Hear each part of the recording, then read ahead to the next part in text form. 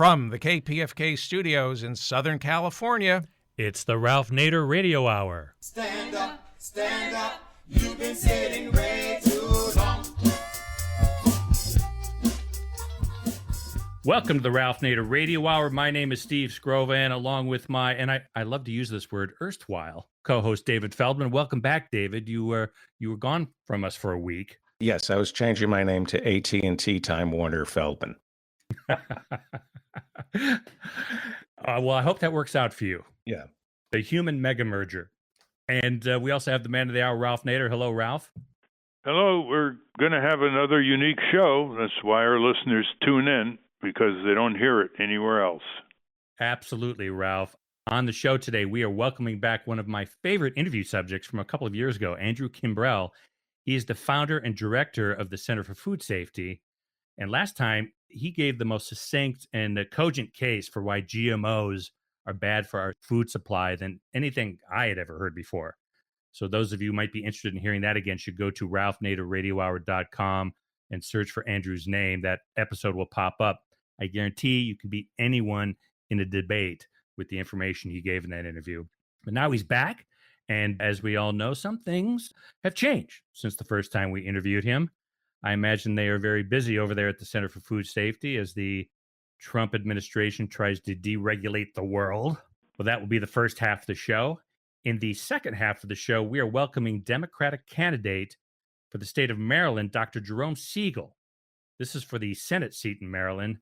And Dr. Segal is mounting an insurgent progressive campaign in the Democratic primary against a heavily funded establishment opponent who also happens to be the incumbent.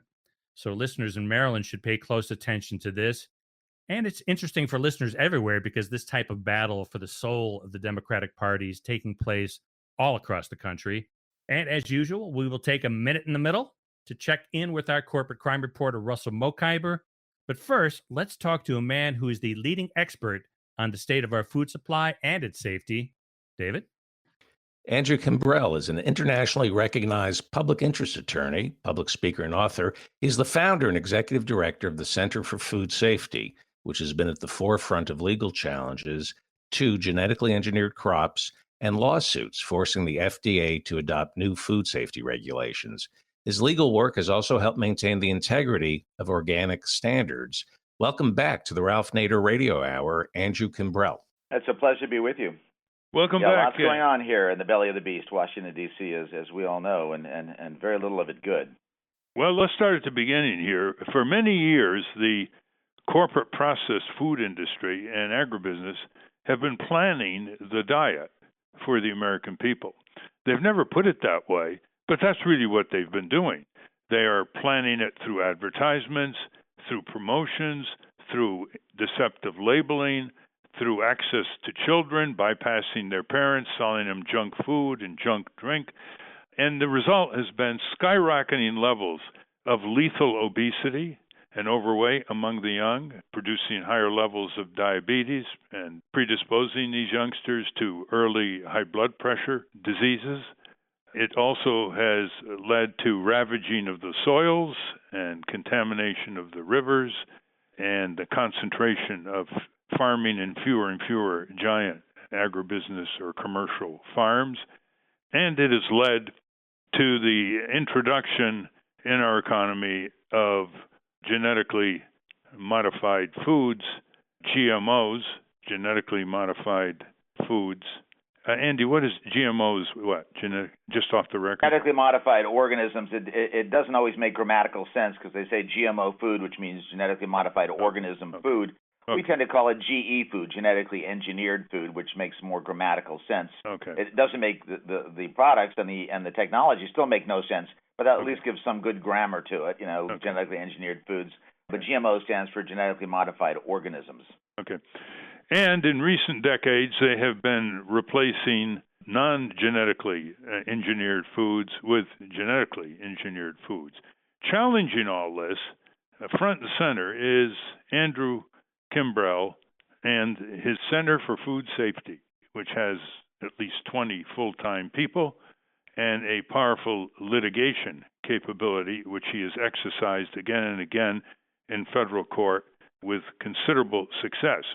So let's start with the USDA's proposed rule on GMO food labeling, which came out May 3rd, 2018, way overdue, and very tricky. Could you describe this rule on GMO food labeling? Yeah, and Ralph, always good to talk with you, by the way. Great hero for all of us. Yeah, I think just if I could take a minute, I'll get right. Excuse me, Andy. This proposed rule. But I just want to comment a little bit. People don't always know this, but well over half of our cropland in the United States, well over half that cropland is in corn and soy. Well over half. So, and about 90% of corn goes into automobiles, these animal factories, these billions of animals, and into high fructose corn syrup and these processed foods that we don't need. Only a tiny bit of that is actually directly consumed by human beings. The same is true with soy. So most of it goes into cars or chicken factories or soy lecithin and these processed foods. So the majority of our cropland is actually being growing for commodity crops, not food crops. We really need to make that distinction. Commodities are not directly fed to anybody. They don't increase our nutrition. They do nothing. Well over half of so we don't really have an agriculture that creates food primarily. We have an agriculture that's based on selling commodities. And these commodities, corn and soy, are both well over 90% genetically engineered. So 90%. Yeah, over 90%. So this is really a commodity agriculture. So the big picture here is we have got to restore the culture in agriculture and get back to creating food. If the rest of the world did what we do, if the rest of the world said we're going to give 55, 57% of all of our cropland to commodities and not to feed people, that would lead even more tens of millions of people into starvation. So the system we've developed here is non-sustainable, destructive of the environment, but also is not really about creating food. And so we really, when we talk about GMO foods, we also just talk about genetically engineered commodities because that's really what they are. Now, one of the problems they have had with genetic engineering, and they've had it for a long time, is it does nothing for anybody. There's no consumer out there that gets up in the morning and says, boy, I can't wait to buy a genetically engineered food this morning. Got to rush to the supermarket. They've really created this technology, very limited technology. They've created it in order to, these chemical companies to sell more chemicals. They've been able to put bacterial DNA into these corn and soy commodity crops, and they've been able to say, you know what, we can now spray our Roundup or our other herbicides, pesticides on top of it because we've genetically engineered these crops so they won't die when these herbicides, these weed killers are sprayed on them. So that's really what it is, and they haven't done anything for consumers. So if we can get labeling of genetically engineered foods, if we can get that transparency, get our right to know, no one is going to buy a food that has genetic engineering on it because it offers them no benefits, only more risk. There's no lower cost, no better flavor, no more nutrition, only more risk, more residue of herbicides in these foods, and potential risk from the genetic mutations that have been created. They will fail in the marketplace. That is why the industry has spent hundreds of millions of dollars fighting state labeling in California, Washington, Oregon, and losing in Vermont and Connecticut. And that's why Congress in July of 2016 finally said, okay, we're going to have some kind of federal labeling. And it took them a couple of years, and they had on a statutory deadline. But and as was mentioned, May 3rd, USDA finally came out with its proposed labeling. Well, before we get into that, why are all the farmers buying into it? Why is the agribusiness buying into it if there's no advantage? Why over 90% of soy and corn crops in the U.S. are genetically engineered? Well, these are these huge commodity farmers, and they're on a very, very, very, very tight margin.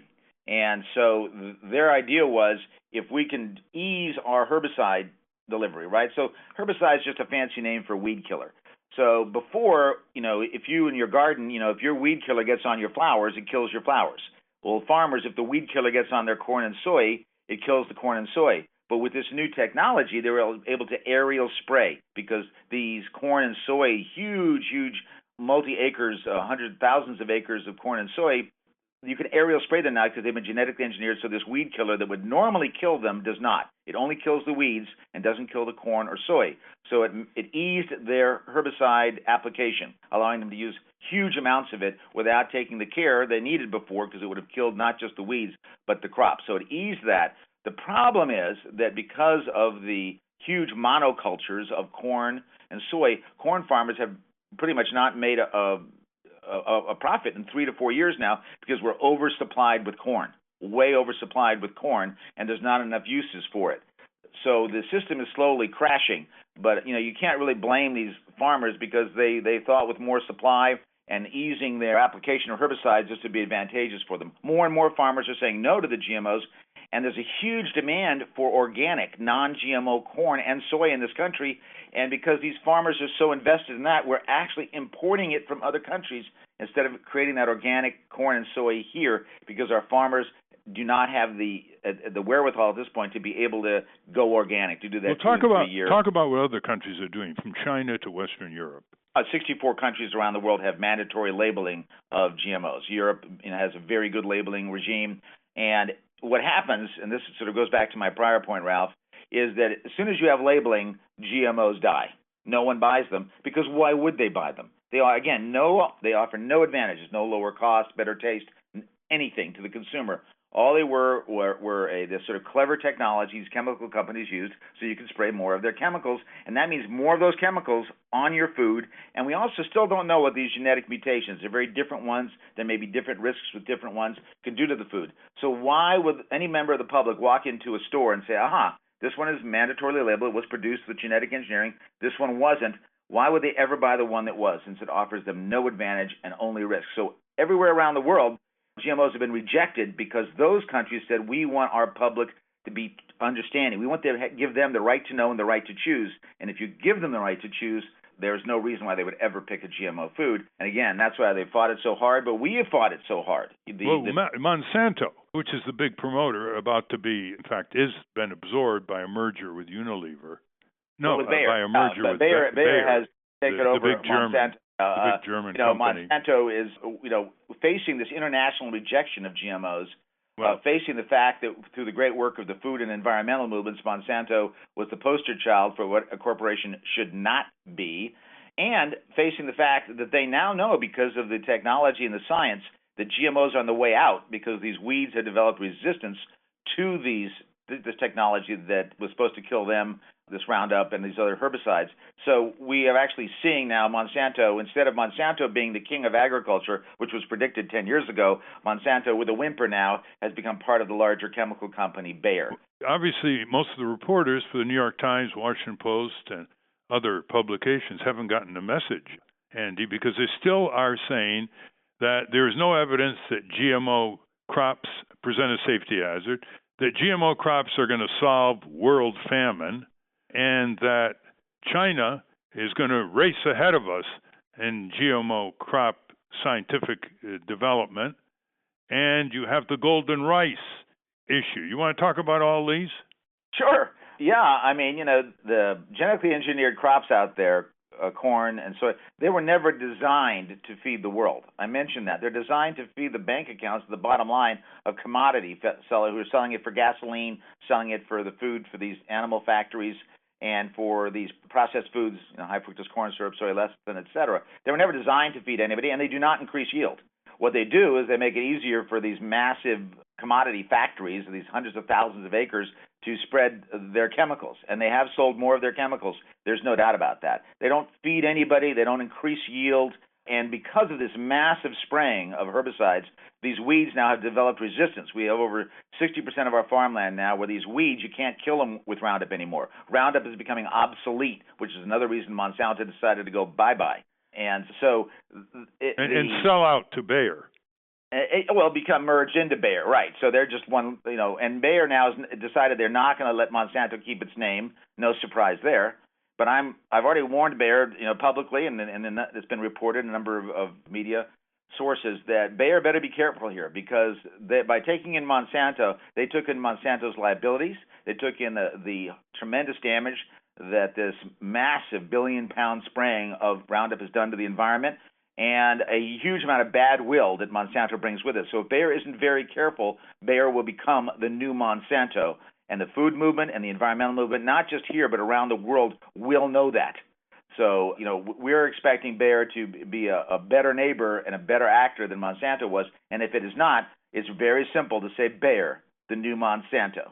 and they have lots of products. Bayer's got all these aspirin, all these other products that would be very susceptible to boycotts, very susceptible to action. So Bayer needs to be extremely careful at this point to realize that by taking in Monsanto, they took in a lot of bad will, a lot of bad behavior, a lot of destruction of the environment and our food system. And that could be a huge liability for Bayer if they're not extremely careful and if they don't start acting with the kind of integrity and care for our health and the health of the planet that Monsanto was so sorely lacking. Listeners should know that Andrew Kimbrell is not only a great litigator and a writer and a debater, but he's very optimistic. Tell us about golden rice. Oh, golden rice, our dear. So we just got the information that the golden rice, kind of secretly, the Research Institute, that's really a Rockefeller Foundation Research Institute that created golden rice, went to FDA and they said, what do you think of our golden rice? And FDA said, this golden rice, we can't let you put a nutrient label. The idea with golden rice was there was going to be enough vitamin A in it so that it could be fed to people around the world who suffer from blindness, and it will sort of cure blindness and people, because all they have to do is eat the rice and they'll get all this vitamin A. But it's been for 20 years they've been trying this, and what they found is they just cannot get enough expression of the vitamins needed to have the result that they want. And this has just been a real problem for them. They keep trumpeting golden rice as the final proof that the GMOs aren't just about selling chemicals and contaminating our waters and food and soil, but can do something good in this world. But the problem is that plants are very complicated. Biology, that we've learned a lot since the 1980s about how complex traits are in all organisms, and that you can't just manipulate a little bit of DNA and get suddenly a new vitamin. It's much more complicated in a plant. And the FDA said there's not enough nutrient difference for you to even label that there would be added nutrients. And for somebody to get any benefit out of this, they would have to eat many, many, many, many pounds of this a day, and they would have to actually also eat with it enough fatty products so that the nutrients can be absorbed into the body.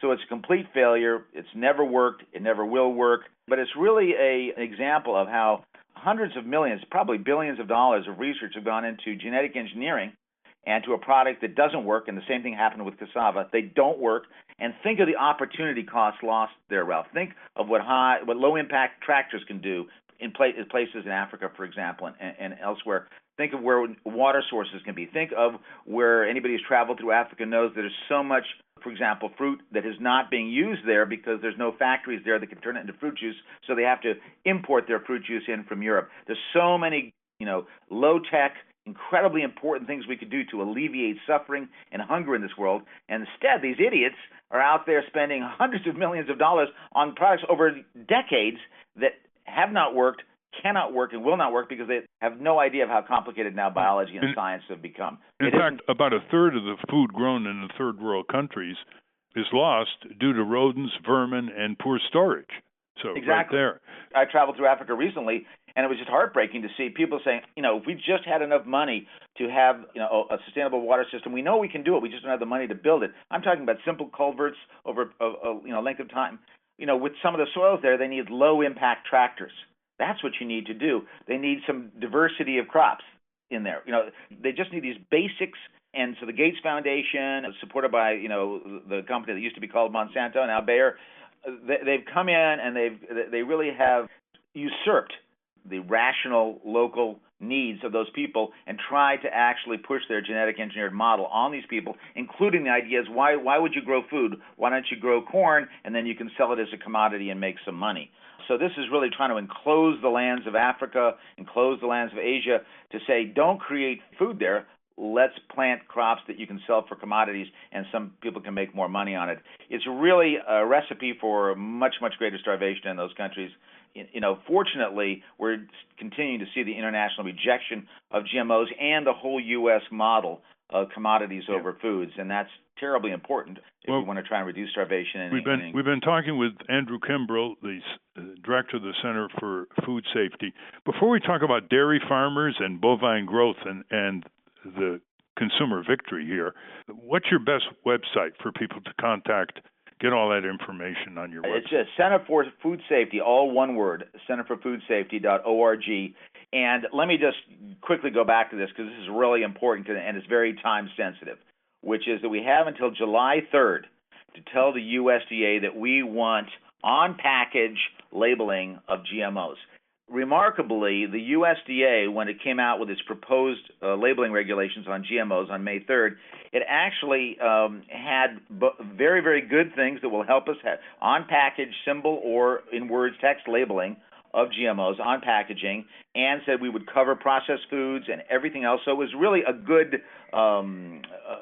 labeling regime. But right next to it, they had a very bad labeling regime that says we can use QR codes, and this is these QR codes, that are in, that you have to use your smartphone for. Imagine if a consumer going into a supermarket had to use their smartphone on every product.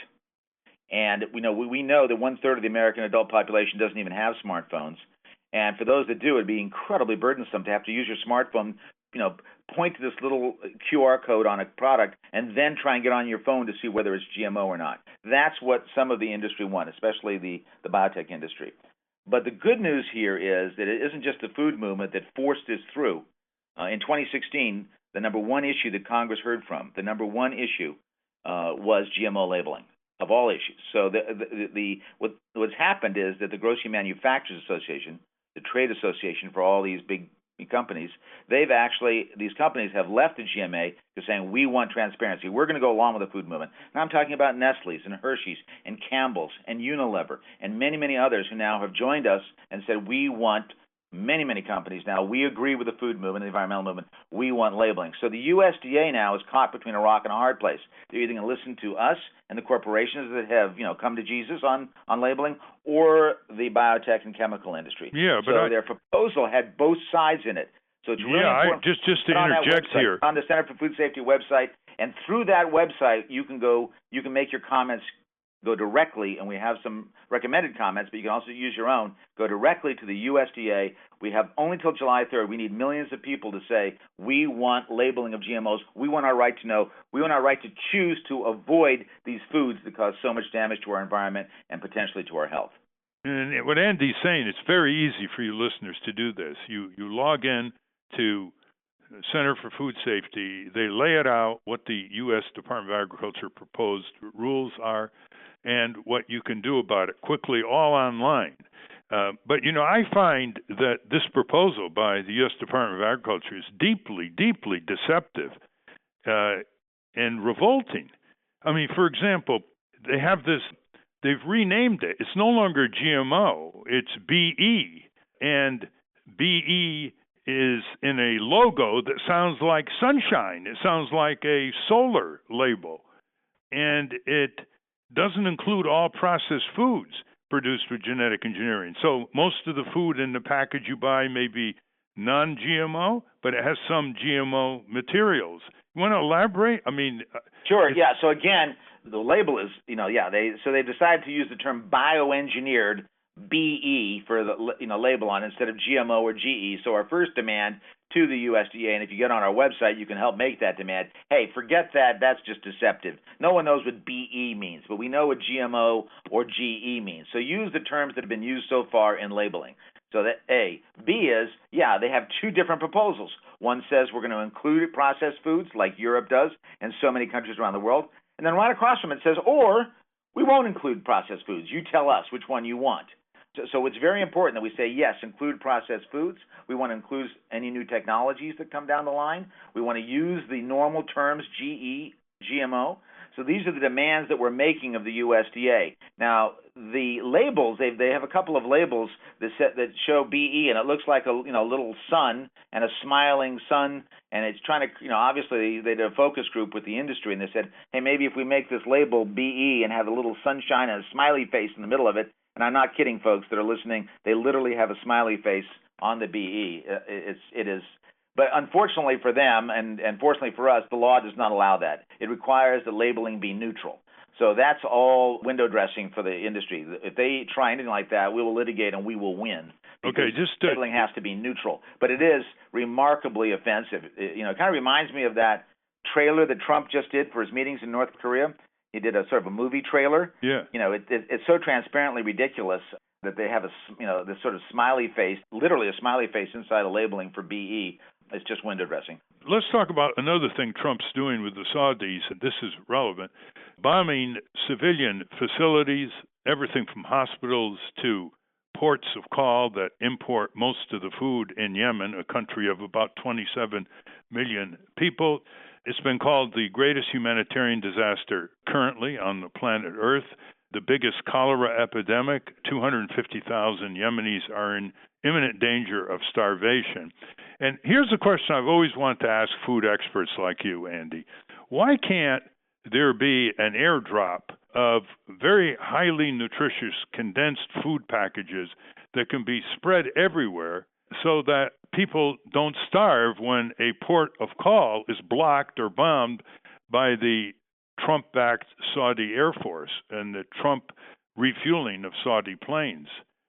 Yeah, Ralph. I mean, there's no reason that couldn't happen except politically. It's not something that they want right now. The tragedy in Yemen, which I have been following, and I recommend that people go to an organization called AVAZ, A-V-A-A-Z, A-V-A-A-Z. They've done enormously important work on Yemen, and they've tried to get some bills passed in Congress that would allow for that kind of relief, Ralph. And so far, they haven't quite been able to get enough votes. But this is a tragedy, and it leads me into something that's happening right now with the Farm Bill, because even as and everyone listening, you've got to get on our website, Center for Food Safety, and comment on labeling, because this is really important for the future of our food system, that you get your right to know. But the Farm Bill is also out there, and right now, what the Republicans are trying to do is what we call food stamps, supplemental nutrition. They're trying to reduce that very, very significantly. And here's a question I have for everyone. And so this isn't just about the terror and horror in Yemen right now. This is what's happening in this country, where we have tens of millions of kids who are not always starving, but certainly not getting the food that they need. And many are starving, but they're certainly not getting the nutrition they need. Shouldn't it be the right of every child in America to have sufficient, safe, and nutritious food? Why is that not a right of every child in America? Or are we going to really say that whether a child thrives, whether their brain develops properly, whether their body develops and their mind develops properly is based on how well their parents are doing in the current market system? Is that really that kind of social Darwinist laissez-faire? Is that kind of cruel ideology really who we are as Americans? Because if it's not, there is absolutely no reason why we should not make it a right of every child in America to have safe and nutritious food. We at the Center for Food Safety think that that's absolutely essential, that we need to stop using this argument about this percent cut from supplemental nutrition or this percent cut.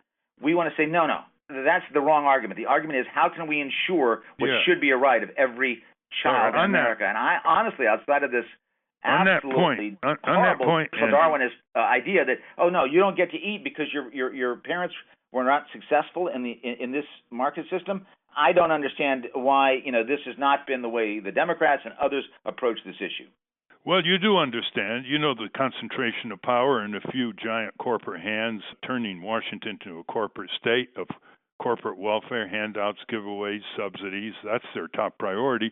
But as we speak, there's been day after day a poor people's campaign, the first one in over 50 years in Washington, D.C., where people, including members of the clergy, are being arrested. On Monday, 100 were arrested in front of the Supreme Court.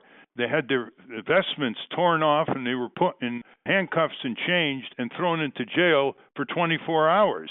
And none of this, including other days where there have been mass arrests in Washington, D.C., has been reported in the Washington Post print edition, has not been reported in the New York Times print edition. They're going crazy over the Washington Capitals with maybe 20, 30 pages of coverage because they won the Stanley Cup. There's a serious lack of media attention. And the genetic engineering industry, in contrast to what you may be projecting about its demise, has won the public relations battle. They've gotten adoring articles by New York columnist Jane Brody and other writers. And there's always a sentence in every article recently that I've read about genetic engineering that, quote, there is no evidence that genetic engineering is unsafe, end quote. When there is, the National Academy of Sciences has put something out, which I'm going to ask you about in a minute. So we got to come to grips here with a plutocracy oligarchy, Wall Street, Washington nexus, and the focus has got to be on Congress. That's the one institution that we can grab control of with enormous constitutional authority that can turn our priorities from insanity into sanity and represent the people for a change. So what did the National Academy of Sciences come out with recently that Shelley Krimsky has been trying to send to some of these uninformed reporters? Yeah, and we obviously live at this point in a corporate oligarchy and not a democracy. And Ralph, you've been always such a great leader in trying to get that democracy back. But part of that is using the right arguments. And so way too often we find the Democrats, or even those that would call themselves liberal or progressive, not using the right arguments. They use the same language and the same ideas as the Republicans, so they become a little bit like Republican light, L-I-T-E. And most people, if they have a choice between a real Republican or a Democrat who's Republican light, will choose the real Republican. So you and Bernie and what was said earlier, fighting for the soul of the Democratic Party, it could not be more crucial right now for all of our issues, whether it be food issues, environmental issues, poverty issues, and social justice issues. This is really a critical moment where we are, and I don't think I need to emphasize that for everybody listening. So with this argument about genetically engineered foods and safety, you see a lot of that going back and forth. The first thing to remember is that the vast majority, well over 90% of these foods, these crops I should say, are designed so, as I was mentioning, so that these toxic chemicals can be sprayed on them and they can survive. And that means much greater residues of these toxic chemicals are on your food. We know that a very important and distinguished group of researchers in Europe came out with a report saying that Roundup is a probable carcinogen. Well, who wants to have more and more of a probable carcinogen like Roundup on the food that you're eating and that you're feeding your children? So the first thing to know about genetic engineering is that its primary use is to use more and more of these herbicides, these weed killers. They're toxic, they're carcinogens, they create a huge number of other health issues, and your foods now have a much higher residue of that because our government has caved into the biotech industry and allowed that to happen. So that they're not safe because you're eating a lot more, unknowingly eating a lot more pesticides with your food. So of course they're not safe. No one. If people just eat organic food, is that a safety barrier, or is there a migration of engineered There's food? a tiny, every once in a while you'll see some contamination, but the answer is yes. Organic food is the way to go here, and unfortunately it's not always affordable for people. But yes, you will avoid the kind of toxic pesticides that are used by those making GMOs, but also others like atrazine and these neonicotinoids that are neurotoxins. You'll avoid all of that if you eat organic. Really important for pregnant women, really important especially for children, because a lot of these chemicals are absolutely toxic to children's brain growth. National Academy of Sciences.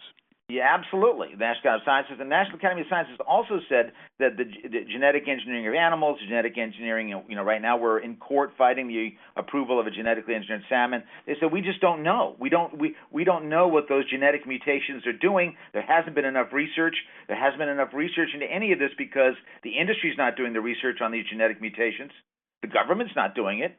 And almost no independent researcher has enough money for the multi-year studies it would take to know what these genetic mutations are doing. And they harass scientific researchers who are trying to examine the consequences of genetically engineered crops. Harass? Yeah, you're right. And more than harass, have them lose their jobs, threaten them. This has been a real sort of mafia of the Monsantos and Syngentas and DuPonts and Dows and BASF. They have really gone after any independent researcher who has the temerity to say, hey, listen, I've taken a look at this corn, and this is causing all sorts of organ damage in these mice that was never reported by Monsanto. These are good studies. They're studies that need to be followed up on. So if you're out there and you're saying, are they really safe? No, they're not safe because no one should be eating more and more of these residues of these dangerous toxic pesticides that are used. So A, they're dangerous because of that. And B, we have a huge question mark as to these genetic mutations, some of them unintended in certain kinds of these foods, depending on which kind of genetic engineering was used. And that has never been fully explored. Because we're running out of time, Andrew Kimbrell, Director of the Center for Food Safety. Let's talk briefly about a victory of sorts. When Monsanto wanted to get every dairy farmer to use its bovine growth hormone, this is what I call the lethality of trivia, there was a rebellion, and some farmers labeled their dairy products as not having this bovine growth hormone. And Monsanto hired a lawyer in New York, who I want you to name, to sue these dairy farmers, make an example out of them, and if necessary, drive them out of business. Bring this whole struggle, which is rather a good ending, up to date, but I want you to name this lawyer. I'm not going to name lawyers, Rob, but I'll tell you the story. Why aren't you going to name this corporate lawyer? Because there's actually several of them, and I and several. You see, that's the problem, Andy. The problem in these corporate law firms out there that we fight all the time. Yeah. And you can get on our website, you can see our litigation, see who's on either side. The bovine growth hormone was the flagship product of the company that used to be called Monsanto. It's like the singer formerly known as Prince, the company formerly known as Monsanto. And they really forced it on these dairy farmers, because they were saying, listen, if you don't use this, you're not going to be competitive because you give it's like steroids. It was like putting all your cows on steroids. If you don't use it, you won't get the supply. You won't be able to compete with your neighbor dairy farmer. But what happened was that through the food movement, we began to say, hey, label that you're not using it. And all what consumers said is, we don't want more steroids in our milk. We don't want all these insulin growth factors in our milk. And so everybody who was saying we're not using it, the market went in their direction. Monsanto went crazy, and it said, you know what? You are really violating Monsanto's First Amendment rights by putting this on. I believe it or not, that was the argument. And it went all the way to the Fifth Circuit, right? We were in that lawsuit all the way to the Fifth Circuit, and the Fifth Circuit ruled for us, saying, no, that labeling is legal. It does not violate Monsanto or any other company's, constitutional rights. Well, the minute that happened, Monsanto sold the product, and it's almost not used at all anymore. And so this gives you an example of why we need to fight for labeling. This technology will lose in the marketplace because it offers nothing but health risks and environmental contamination. So it will lose. So our job is, and everyone's job is, before July 3rd, get on our website. If we have meaningful on-package labeling of GMOs, mandatory federal labeling of GMOs, it will mean the end of GMOs. It has to be, because GMOs cannot compete in the marketplace because they don't offer any advantages. So BGH would be the precedent that we know this is true, because BGH was forced off the market by choice, by people having the right to know and choosing not to buy dairy products that were produced with bovine growth hormone injected cows. So that is actually, proof of principle, that if we can get an informed public out there and they can know what is genetic engineering and what is not, a right they've never had, even though 64 other countries in the world do have it, we have not had that right. We now have a chance to have that right. So I urge everyone, please get on the Center for Food Safety website. You can go directly to the USDA, make your comments right now, and we're working with a huge coalition of groups and even many corporations, even many mainstream corporations, to make this happen. Okay. So join the Army. Let's make this happen. Okay, so let's get back to Yemen. You mentioned it was political, the obstacle in terms of getting food to the starving Yemenis. But let's take a technical issue. Let's say Doctors Without Borders, whose premises was just bombed, by the way. Let's say in Yemen, let's say Medicine Without Borders had plenty of money and they could hire planes or other delivery systems with compressed food packages of great nutrition and tastiness. How could they do it technically? Isn't it technically possible to do that? Yes. There's no question. We've had airlifts of food into a number of areas, number of troubled areas for decades. Of course, it's technically possible. Yeah, it's absolutely technically possible. But you'd probably need United States, or somebody else to make sure that there was safe passage, because the sides there are not averse to any kind, shooting down any kind of relief or anything that might change the terms of the situation there. But is it technically possible? Of course. Okay. But, we have to somehow create, and, many groups are doing this. I mentioned Avaz, but we have to create the awareness from people. Have we become so self-centered as a country? Have we become do we have such a lack of empathy, we've become kind of dehumanized, where we no longer really care about hundreds of thousands of people starving to death? Is that really what we've become as a country? Is that really who we are? Famine should be an international crime. It should be an international crime, and it's all behind it is this kind of social Darwinism, Ralph. This sort of sink or swim. This sort of idea that whether it be in our country or around the world, that our duties to one another, the redemptive power of government, the redemptive power that we saw in the New Deal, that we saw in the Great Society, the War on Poverty, and with the first Poor People's March when Ralph Abernathy took over from Martin Luther King. That idea of the redemptive power that we have collectively versus this sort of social Darwinism that idolizes septuagenarian, philandering billionaires as somehow the peak of what we can become. I hope that's not where we're going, and if we do, it will be our doom, certainly. We can do this. Remember, listeners, Center for Food Safety, one word, .org. Thank you very much, Andrew Kimbrell. Ralph, you're a hero. Always great to be with you, man.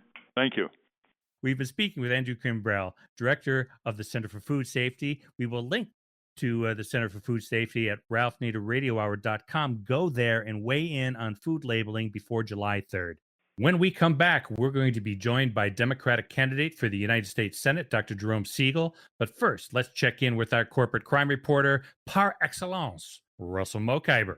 You are listening to the Ralph Nader Radio Hour. Back after this. From the National Press Building in Washington, D.C., this is your Corporate Crime Reporter Morning Minute for Friday, June 15, 2018. I'm Russell Mokhiber. Residents of Moundsville, West Virginia, awoke early last Thursday to a major natural gas rupture and explosion on the Trans-Canada Leach Express pipeline, a quickly built pipeline only half a year old. The fire was visible for miles. Police warned anyone who could see the flames to evacuate, and the Emergency Management Agency director of neighboring Ohio County said officials had received dozens of 911 calls from locals able to see the fire. The blast was so powerful that one resident told the local CBS affiliate it felt like a tornado was passing through. No one was injured and no property damage was reported, TransCanada said in a statement. The cause of the explosion has not yet been determined. The Leach Express pipeline is just 6 months old, having been put into service on January 1, 2018. For the Corporate Crime Reporter, I'm Russell Mokhiber. Thank you, Russell. Welcome back to the Ralph Nader Radio Hour. I'm Steve Scrovan, along with David Feldman and Ralph. Our next guest is a Senate candidate on the front lines battling for the soul of the Democratic Party. David? Dr. Jerome Segal is author of one of Ralph Nader's favorite books, Graceful Simplicity. There's a free download available if you go to segalforsenate.org. That's S-E-G-A-L, segalforsenate.org, and you can get a free download of Graceful Simplicity. Dr. Jerome Segal is Senior Research Scholar over at the Center for International Strategic Studies, as well as a research scholar at the Institute for Philosophy and Public Policy at the University of Maryland. In addition, he is president and founder of the Jewish Peace Lobby. Dr. Segal is also running in the Democratic Party primary for United States Senate. He's trying to unseat the incumbent, Democratic Senator Ben Cardin. That primary takes place on June 26. Welcome to the Ralph Nader Radio Hour, Dr. Jerome Segal. Thank you. And it's in Maryland, for those people wondering. Yes, you're challenging, Dr. Segal, the third term drive by Senator Ben Cardin, C-A-R-D-I-N, of Maryland. And one of the reasons we want you on the program is because your effort illustrates the difficulty that candidates without huge backing but are trying to challenge the political status quo and the rot in our political parties never have a chance to have a chance. By that I mean the press writes them off because the polls, of course, are disadvantageous to them because they're just getting underway, and the incumbent has all kinds of publicity and money, in this case, Senator Ben Cardin. And second, you never get a chance to debate the incumbents. And if you can't debate the incumbents, the press doesn't take you seriously, people don't know you're running, and the polls, of course, don't react accordingly. So let's ask the first question. You have a very distinguished background. You've written many op-eds for the Washington Post, the New York Times. You led the first Jewish-American initiative to meet with the Palestinian leader Yasser Arafat. You are steeped in the Palestine-Israeli conflict historically. You have economic proposals that are extremely innovative and unique. And you cannot get the Democratic Party in Maryland to let you on the debate platform with Senator Cardin. You want to elaborate that? Yeah. Actually, the situation here is actually far more extreme even than what you described. What you described is something that's of general applicability to people who are challenging incumbents anywhere in the country. Here in Maryland and in Washington, I'm inside the Beltway in Maryland. What we actually have with this is an outright scandal that involves the Post and in particular the executive editor, Fred Hyatt. And it's something like this. It's not just what you described. First of all, unusually for an insurgent, my campaign has $1.3 million. So it's a viable campaign even by the rather crude standards of, well, how much money do you have? Where did I get that money? Actually, as an undergraduate, I majored in economics. I studied corporate finance. I double majored economics and philosophy. But I studied corporate finance, and I bought Apple stock. It's as simple as that. So I'd actually put $1.3 million of my own money into this campaign. So it actually clearly would have been viable, except I've got to spend all of that money just to do what the press should have done, which is to make you aware. And secondly, as you noted, most of the time insurgents, in fact, are unknown. In my case, I've written 9 op-ed pieces for the Washington Post. My work on the negotiability of Jerusalem actually was a major news story in the Washington Post when it came out because it broke the consensus on the non-negotiability of Jerusalem for Israelis. I was a subject of a full-page style piece in the Post when my book on simple living came out, and I was wondering, does this guy himself actually live a simple life, which I don't. And I had the cover of the book review section in the Post not long ago. I reviewed 3 of the top Bible writers in the world, and still the Post hasn't mentioned my name, hasn't written a word about this campaign, except running 3 stories on Chelsea Manning, who's also in the campaign and is in there just because, the public knows her and will read such pieces. And then it's not passive. I've engaged in letter writing campaign to Hyatt, to David Ignatius, to top You're talking reporters. about the Washington Post. The Washington Post, right? I've engaged all of these people for months. And you know what? They even finally, through Michael Scherer, who said he was too busy to write about it, who's a good reporter, they referred me to the local Maryland politics section. I told them they don't even know enough to cover this. Some of these stories are international. For instance, the oldest Palestinian paper, Al-Quds, did something that has never happened in the history of the conflict and maybe has never happened in the history of the Arab world, which is they actually endorsed and wrote a full-page story, front-page story, on a candidate in an American election. They don't do that, okay? They endorsed me, the Palestinians, in what? The primary in the state of Maryland, okay? That's never happened. That's interesting. That's worth exploring as to why in the world did that happen, okay? That's a national story of great interest to USA Today or anybody. They didn't cover that.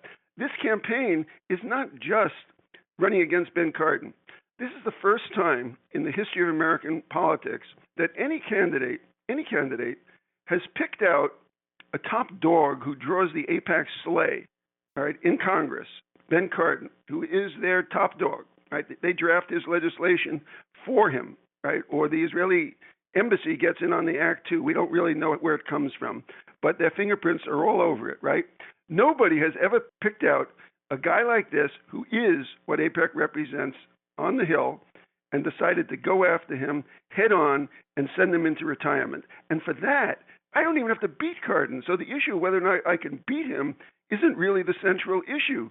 If I can just show that a significant number of Maryland Democrats will vote against a sitting candidate because of these issues, which isn't even half of my campaign, right? These AIPAC foreign policy, Israeli, Palestinian, Iran issues, it's the whole economic part. But if I can show with that these issues being a central part of the campaign, 20% of Maryland Democrats will vote against somebody, it changes the political calculus. And no one has ever proved this, shown it, even attempted it in American history. The reason why Jerome Segal came to our attention was because I, like many others, read the Washington Post every day. And in the print edition, he started a huge portion of a page where he makes his argument why he's running for the Senate in the Democratic primary in Maryland against Senator Ben Cardin. And he started one of these ads with this comment: "Why am I paying $350,000 for this very expensive space?" This series of essays appearing in both the Washington Post and the Baltimore Sun has raised some puzzlement. What is going on and why? And then he says, I want to beat Ben Cardin, become the next senator from Maryland. Why this? And then he explains.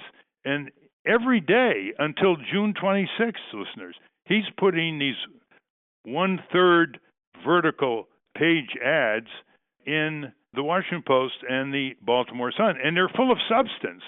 He has such a varied career, and he has touched on so many issues, domestic and international, that he's educating the public. But even this will not get the Washington Post to write even one feature on him. And the Washington Post has a big circulation in the Maryland suburbs, not to mention the Baltimore Sun. So let's say I'm moderating the debate between you and Senator Cardin, and Senator Cardin has gotten very comfortable with his safe seat in Maryland and doesn't really do very much or propose very much other than for vested interest groups, a lot of corporate groups, and, of course, AIPAC. And I say, Mr. Segal, what would you do if you were a senator in terms of proposing economic reforms? Okay, and where I started off actually on this was actually with schools. And we're having a governor's contest here in Maryland also. And all of these guys are talking about schools and more money for schools and so on. And the first thing I said actually is that, it may serve the purposes of one parent and one child to make your kid a better competitor. Get them to the best schools and give them all these, courses and have them focus on, the hottest technology and so on. But as general policy, it's just completely nutty.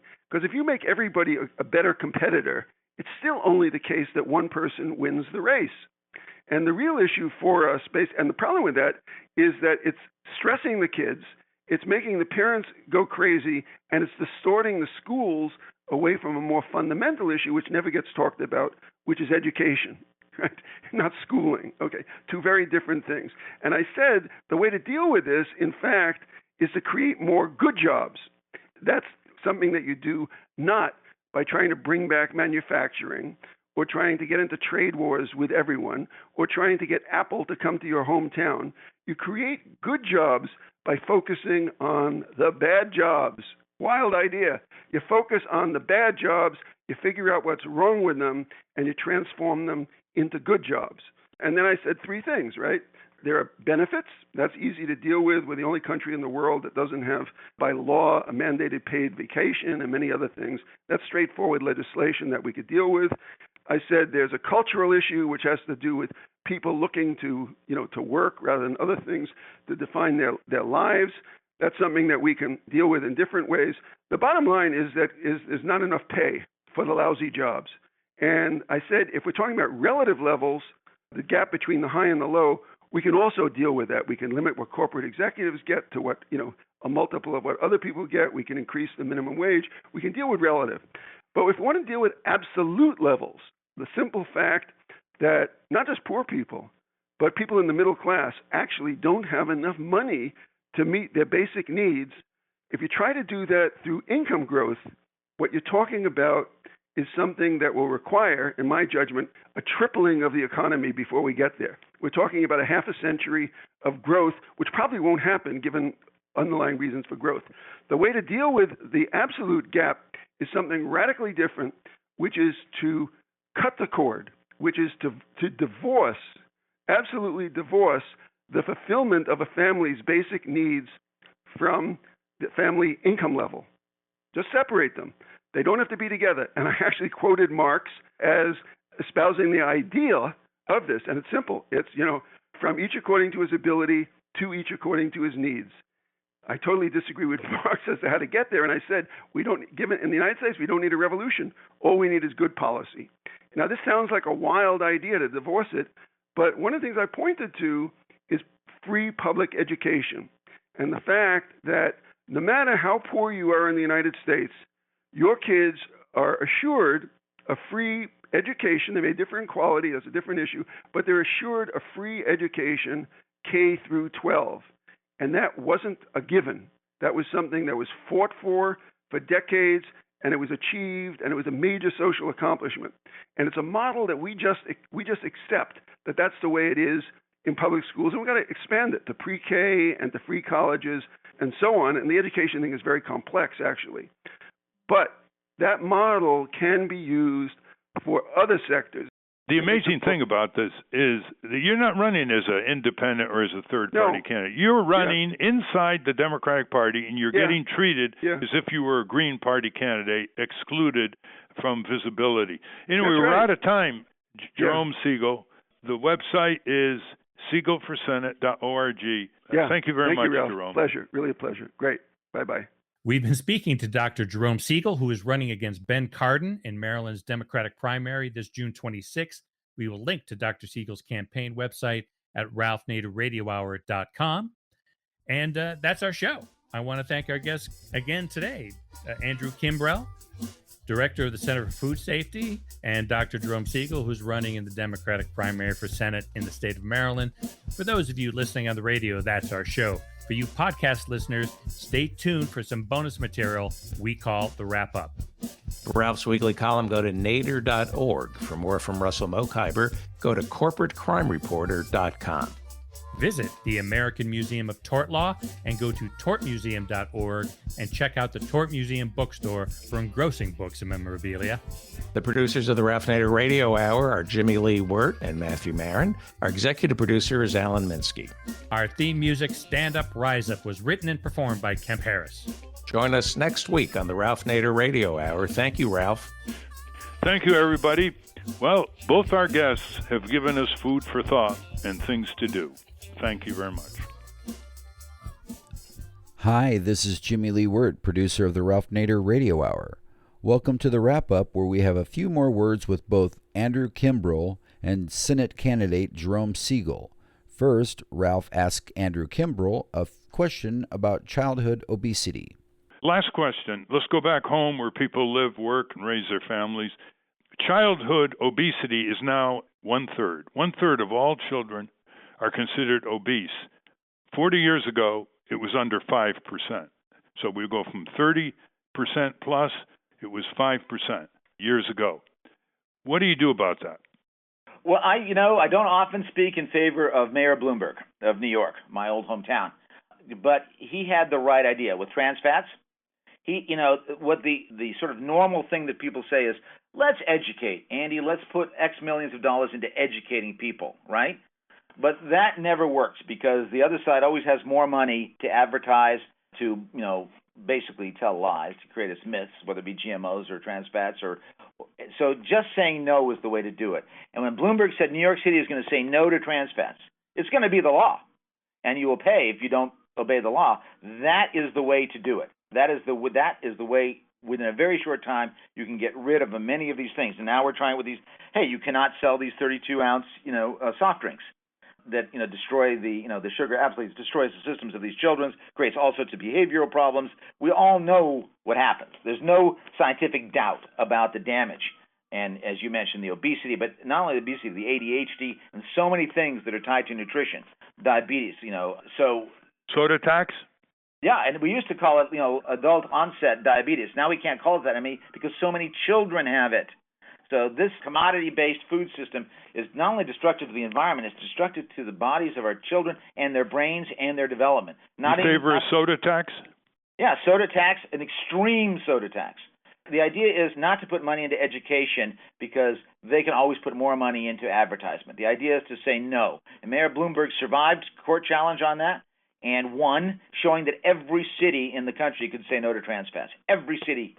And we also, because of the weakness in federal law, by the way, any state out there and many counties out there can say no to any pesticide they want and can say no to any GMO they want.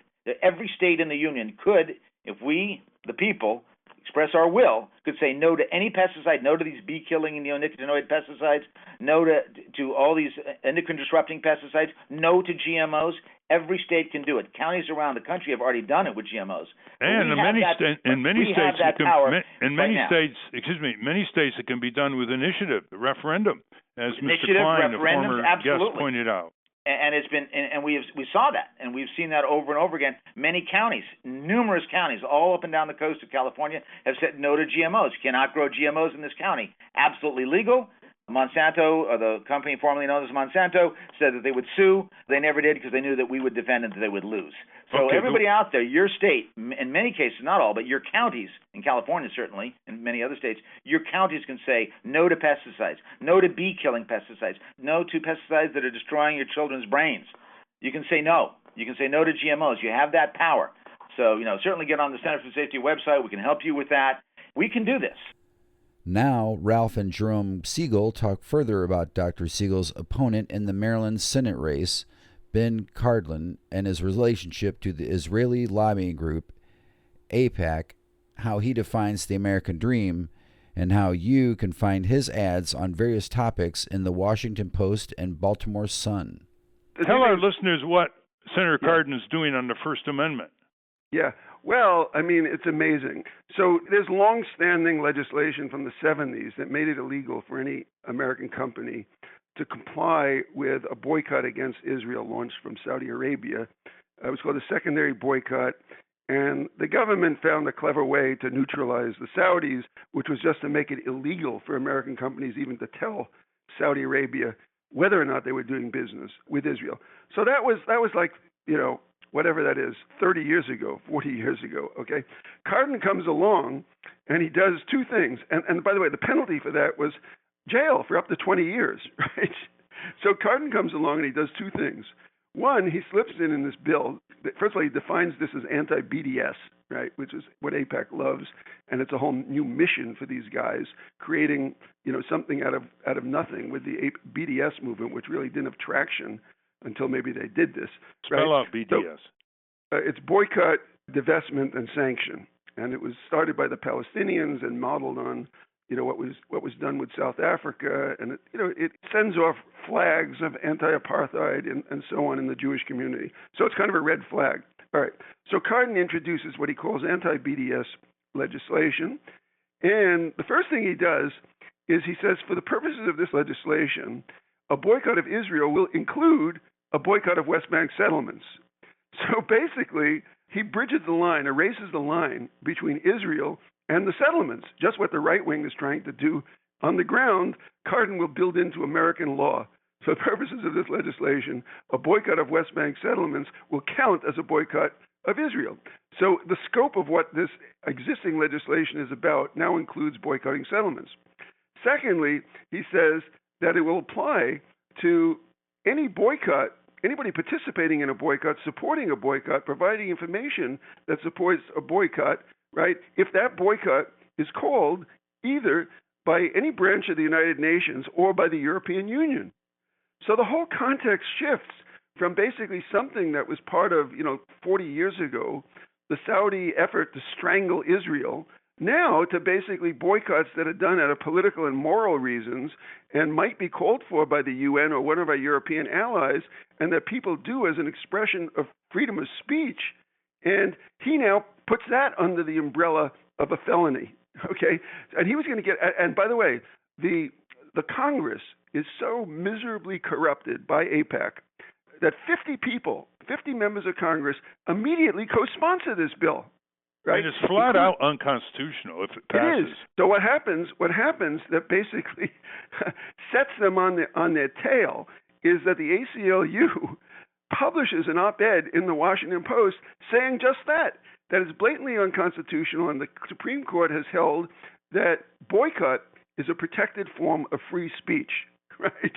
And it's just like a knockout blow, essentially, to this thing. And Kirsten Gillibrand, one of these 50 monkeys who co-sponsored this thing, immediately says, "Oh, take my name off of the co-sponsorship." Cardin pulls this back, to be rewritten, a task that he still hasn't fulfilled because they came forward with another version, which took out the felony and just made it punishable by umpteen $1 million of fines. And AIPAC then dutifully, well, I don't know who's obeying whom. It's basically AIPAC calling the tune. AIPAC made that one of its 3 legislative priorities when they had their convention here and sent umpteen thousand people up to the Hill, right? And the ACLU comes out again and says this still is unconstitutional. Of course, of which it would. It's not a question of whether or not the penalty is jail or financial. If it's protected free speech, you can't penalize it at all. Well, let me interrupt here because I want to get you talking about your economic program, which is really quite intriguing. Yeah, and part of what I'm doing, part of I think maybe is in the piece that will come out the day after tomorrow, I'm not sure, is that I begin to talk about what I call, and what I worked on for 10 years when I worked for USAID, is a basic human needs approach to America. In the third world context, it deals with acute poverty and infant mortality and issues like diarrhea, and so on. But in America, actually, what I'm suggesting we've got to do is walk through each major category of the household budget: food, clothing, housing, transportation, security, and so on, and ask fundamental questions. What is really the need that people are trying to meet in this area? People who want to live a modest life, or people who've got medium incomes? What is the need? To what extent is that need being fulfilled? Who is it not being fulfilled for? And I want to argue that in some of these, it's not being fulfilled for almost anybody in the society. And then I want to say, well, can it be solved by higher levels of income? In some cases, yes. In some cases, no. In some cases, like food and clothing, it actually already is to a large extent. So it's all very different, and you've got to deal with this with some subtlety. Like, it's not obvious right off the bat what is the need that people really care about. So housing is not really a need for, physical housing. What it's a need for is to be able to live in a safe neighborhood with access to good public schools. And there are some neighborhoods that provide that, but most don't. And to get access to those neighborhoods, you've got to be able to buy, in the Washington area, a house that costs over $500,000 to get into that neighborhood, maybe even more. Well, nobody can afford that unless you're in the upper middle class. And if people had more income, you know what happened? The prices of access to those limited neighborhoods would skyrocket. At the end of the day, the prices would go to a market clearing price, and nobody, in fact, would have a better and safer neighborhood and access to good public schools than they had before. You cannot buy your way out of that problem with higher income. What you've got to deal with is what's wrong with our neighborhoods. And I'm not talking about here. The thing is, I'm not talking about the inner city. That's a whole other issue. I'm talking about the places that people with average incomes live all over this country. So nobody understands this, and nobody's talking about this. You say most people, according to a poll, don't look at their material needs as infinite. That is, they don't want to be rich. That most of them want what? Yeah, this is amazing, Ralph. So I thought that I was sort of, somebody, out of touch, someone who wrote about simple living and so on. But I did, as part of, I hired John Zogby Strategies to do a poll of likely Democrats who will vote in the primary. And one of the questions I put forward, just to get a sense of how out of touch I am, is I asked people, well, what is your American dream? And I gave them three choices. And one was kind of a Donald Trump kind of choice, which a lot of people think everybody else wants. And I said, essentially, do you want to have enough money to buy anything your heart desires, right? And about 10-12% of Maryland Democrats said, yes, that's my American dream. And then I scaled back from that and I said, okay, how about just simply that, you'll have enough money, you'll be in the top 10%. You'll have a stable job, you can be in the top 10%, okay? Relative income. And you know what? Only another 12 or 13% said that's what they want. I put forward a third choice, right, which was my vision of what the American dream should be, but isn't, right? And I said, okay, how about this? That you'll have a modest income, a stable job, and enough leisure so that you can turn away from the economy and focus your energy on the things that mean most in life, right? Well, 70% of Maryland Democrats said that is their American dream. Well, I didn't know this, and nobody knows it. And the bottom line, you see, is that enabling people to meet their American dream, or do we want to put it in different words, fulfill the pursuit of happiness, okay? That's what was in the Declaration of Independence. That's the touchstone, ultimately, for evaluating all of our socioeconomic policies and structures. Is it making it possible for large numbers of people to fulfill their pursuit of happiness? That's the bottom line criteria. But if their dream is for modest income with secure jobs and more leisure, that changes the approach to every single economic policy that we focus on anywhere. Because what's going on right now in the country actually is we've got this, a little simplification, but we basically got a debate between the maximum growth at full speed ahead crowd, which is largely Republicans, right? And, it's trickled down, and they either maintain it trickles down, but in reality, they don't give a hoot whether or not it trickles down.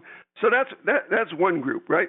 And then the other group actually is growth with equity, right?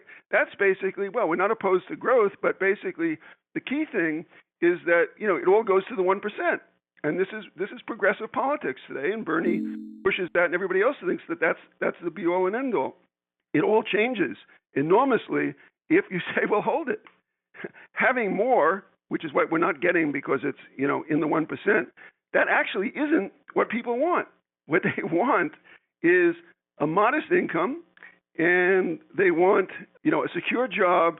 They want leisure. But when they say a modest income, implicit in that is a modest income that's sufficient to meet the basic needs of their household. And this is, by the way, we're talking with Jerome Segal, who's running under the Democratic primary for the Senate against Senator Ben Cardin in the state of Maryland.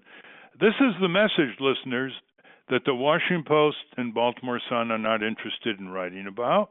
And this is the message that the Democratic Party, very secure in a Democratic state, Maryland, doesn't want to have the voters here on a debate between Jerome Segal and Senator Ben Cardin.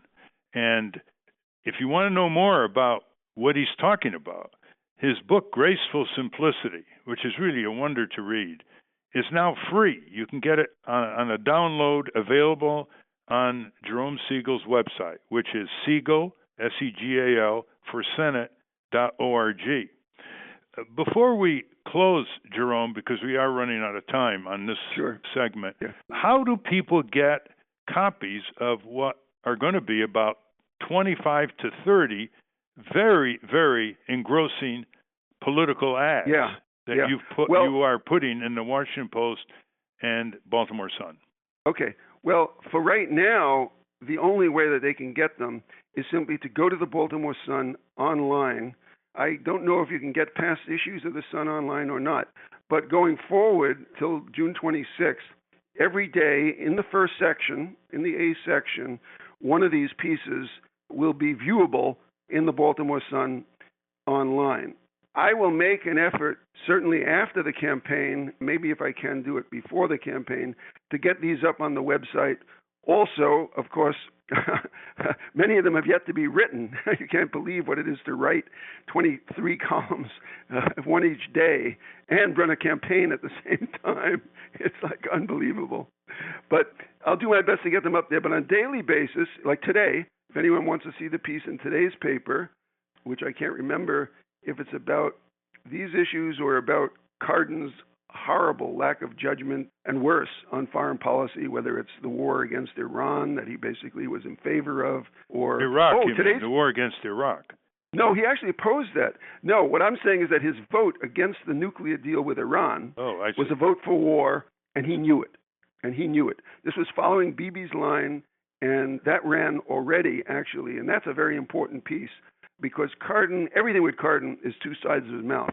So he'll say, now he's actually, opposing Trump for scrapping the deal.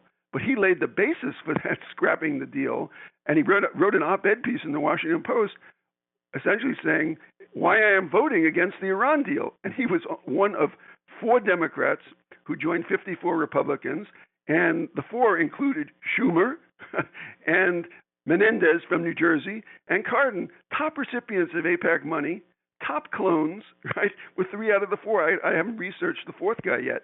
But it was amazing, right, actually knowingly voting for a war with Iran, which won't be a simple attack. One of the things I cited as proof that he knew it, and that this was Bibi's game plan, is that Bibi, in the lead-up to the Iraq war... Bibi is Prime Minister Netanyahu. Right. Bibi, in the lead-up to the war with Iraq, published an op-ed piece in the Wall Street Journal calling for a preemptive American attack on Iraq, not just to take out nuclear facilities, but to bring down the Saddam regime, right? The full-scale invasion that we had that cost America $2 trillion and has unstabilized the Middle East to this very day, right? That's what Netanyahu, who engages in trying to affect American policy all the time, right? That's what he advocated in the Wall Street Journal before the decision was actually made. And back to how they could get copies of your so political writings in the Washington Post and the Baltimore Sun. At least for today, and maybe you can get back issues. But online, the Baltimore Sun has the same pieces as the Washington Post, but the Baltimore Sun is running them online as well. So if you go online to the Baltimore Sun, go to their what they call their e-edition or their digital version of the paper, and it allows you to just scroll through the pages, go through just the first section, and you'll find somewhere in there my daily piece. The piece today, actually, it just came back to me, is I call it the Ben or Jerry primary, because we both Jerry is my nickname. I say the Ben or Jerry primary, Cardin versus Segal, do the Palestinians matter? And that's what that piece is about.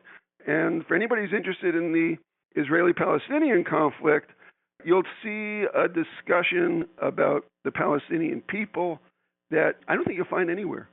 It ran in a Palestinian newspaper, this piece, and it was reprinted by a Palestinian-Israeli journal.